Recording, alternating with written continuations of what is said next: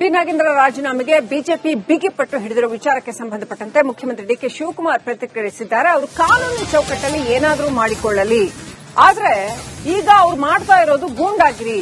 ಒಂದು ನೋಟಿಸ್ ಕೊಟ್ಟು ಚರ್ಚೆ ಮಾಡಲಿ, ಆದ್ರೆ ಅವರು ಅಧಿವೇಶನವನ್ನ ಹಾಳು ಮಾಡ್ತಿದ್ದಾರೆ. ನಾಗೇಂದ್ರ ಯಾಕೆ ರಾಜೀನಾಮೆ ಕೊಡಬೇಕು ಅಂತ ಹೇಳಿ, ಇವರಿಗೆ ಕಾಂಗ್ರೆಸ್ ಪಕ್ಷವನ್ನ ಎದುರಿಸೋ ಶಕ್ತಿ ಇಲ್ಲ ಅಂತ ಬೆಂಗಳೂರಿನಲ್ಲಿ ಬಿಜೆಪಿ ವಿರುದ್ಧ ಮುಖ್ಯಮಂತ್ರಿ ಡಿಕೆ ಶಿವಕುಮಾರ್ ವಾಗ್ದಾಳಿ ನಡೆಸಿದ್ದಾರೆ. ಈ ದೇಶದ ಕಾನೂನು, ಈ ಕರ್ನಾಟಕ, ಈ ಭೂಮಿಯ ಕಾನೂನು, ಆ ಕಾನೂನು ಚೌಕಟ್ಟಲ್ಲಿ ಏನ್ ಬೇಕಾದ್ರೂ ಮಾಡಿ. ಇವತ್ತು ಮಾಡ್ತಾ ಇರೋದವರೆಲ್ಲ ಗೂಂಡಾಗಿರಿ. ಒಂದು ನೋಟಿಸು ಕೊಡದೆ, ಏನು ಕೊಡದೆ ಕಾನೂನನ್ನ, ಅಸೆಂಬ್ಲಿನ ಹಾಳು ಮಾಡ್ತಾ ಇದ್ದಾರೆ. ಅವ್ರಿಗೇನ್ ಬೇಕಾದ್ರೂ ಕೇಳೋದು ತಪ್ಪಿಲ್ಲ, ಧರಣಿ ಮಾಡೋದು ತಪ್ಪಿಲ್ಲ, ಹೋರಾಟ ಮಾಡೋದು ತಪ್ಪಿಲ್ಲ. ಆದ್ರೆ ನಾನೊಂದು ಸುಮ್ಮನೆ ನೋಟಿಸ್ ಕೊಟ್ಬಿಟ್ಟು ಚರ್ಚೆ ಮಾಡ್ರಪ್ಪ, ಯಾಕೆ ರಾಜೀನಾಮೆ ಕೊಡಬೇಕು ಅಂತ ಕೇಳಿ ಅಂತ ನಾನು ಹೇಳ್ತಾ ಇದ್ದೀನಿ. ಅಷ್ಟು ಅವ್ರಿಗೆ ಹೇಳೋಷ್ಟು ತಾಳ್ಮೆ ಇಲ್ಲ. ಸೊ ಅದಕ್ಕೆ ಅವರಲ್ಲಿ ಅಸೆಂಬ್ಲಿಲಿ ಕಾಂಗ್ರೆಸ್ ಪಕ್ಷನ ಫೇಸ್ ಮಾಡಕ್ಕೆ ಅವ್ರಿಗೆ ಶಕ್ತಿ ಇಲ್ಲ. ಅವ್ರಿಗೆ ಹೇಳಿ, ಇಲ್ಲಿವರೆಗೂ ಯಾವ ಮಂತ್ರಿಗಳ ಮೇಲೆ ಕೇಸ್ ಇದೆ, ಎಷ್ಟು ಜನ ಮೇಲೆ ಕೇಸ್ ಇದೆ, ಕೇಂದ್ರ ಮಂತ್ರಿಗಳ ಮೇಲೆ ಎಷ್ಟು ಕೇಸ್ ಇದೆ, chief ministers of cases in the country, why they are not asking their resignation. They are only on a Dalit leader, on a ST minister, tribal minister. Because 15, 16, 17 of the MLAs have been elected from the Congress party. So they are very much jealous on that.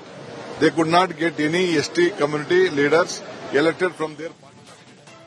ಇನ್ನು ಇದೇ B Nagendra ರಾಜೀನಾಮೆ ವಿಚಾರಕ್ಕೆ ಹಿರಿಯ ಸಚಿವ Satish Jarkiholi react ಮಾಡಿದ್ದಾರೆ.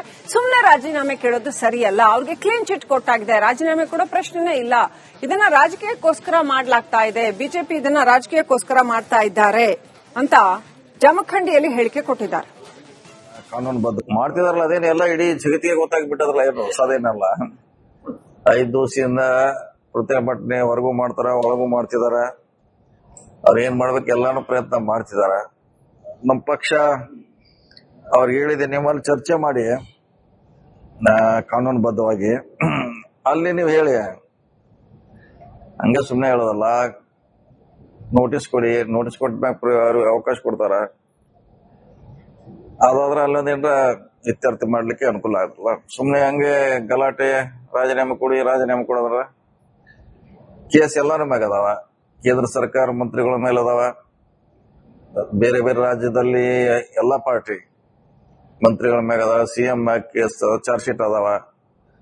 ಮತ್ತ ಅವ್ರೆಲ್ಲಾರು ಅದಾರಲ್ಲ, ಮತ್ತೆ ಇವ್ನಿಗೆ ಯಾಕೆ ಅನ್ನೋದು ಪ್ರಶ್ನೆ. ಈಗ ನಮ್ಮ ಪಕ್ಷದಿಂದ ಎಲ್ಲರಿಗೂ ಒಂದಾಗಬೇಕಲ್ಲ ನ್ಯಾಯ. ಈಗ ಮೊನ್ನೆ ಒಂದು ಲಿಸ್ಟ್ ಬಂದಿಲ್ಲ, ಸುಪ್ರೀಂ ಕೋರ್ಟ್ನಾಗ ಒಂದು ದಾಖಲೆ ಮಾಡ್ಯಾರ. 8 ಮಂದಿ ಎಟ್ ಕೇಸ್ ಹಾಕ್ಯಾರ, ನೋಡಿರ್ಬೇಕಲ್ಲ. ಒಂದು ವಾರದಿಂದ ಬಂದಿದೆ. ಒಬ್ರ ಮ್ಯಾಗ 19 ಅದಾವ, ಒಬ್ರ ಮ್ಯಾಗ 36 ಕೇಸ್ ಅದಾವ. ಕೇಸ್ ಇದ್ದದ